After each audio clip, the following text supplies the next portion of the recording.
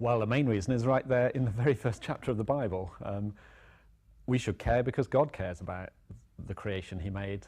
If you look at just Genesis chapter 1, for instance, when the creation is described, 6 times God says, it was good. It was good. What he'd made was good. And at the end, he's made humans. He says he's looked at everything he'd made, and it was very good. So God cares, so we ought to care about it. Second thing is that God gives a commandment. The very first commandment he gave to humankind was to rule over and steward, if you like, his creation in Genesis 1:28. And he says the same thing again in Genesis 2, that we should care for his creation.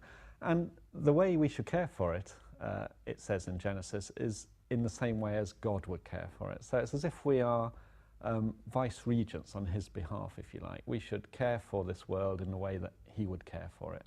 And of course Jesus gives us a model of that as a shepherd pastor, if you like. So we should care for the world because God does. We should care for it because he commanded us to, straightforwardly. Third thing, it's a way of showing love for our neighbour, because if what we're doing is causing global climate change and causing people, for instance, in sub-Saharan Africa, to die from floods or from droughts, then we're not showing much love for our neighbour if we just carry on doing whatever it is that's causing that climate change. So it's care for neighbour, love for neighbour, again following our Lord's command to us. So that's 3 straightforward reasons, because God cares for it, because he told us to do so, and because that's how we show love for our neighbour.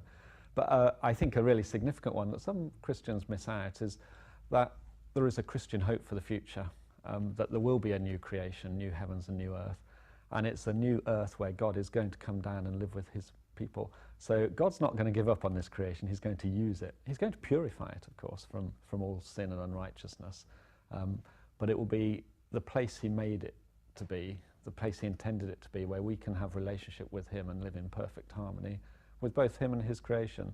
So that Christian hope for the future gives us real reason to work in this life now in the way that we will for all eternity if we're Christians.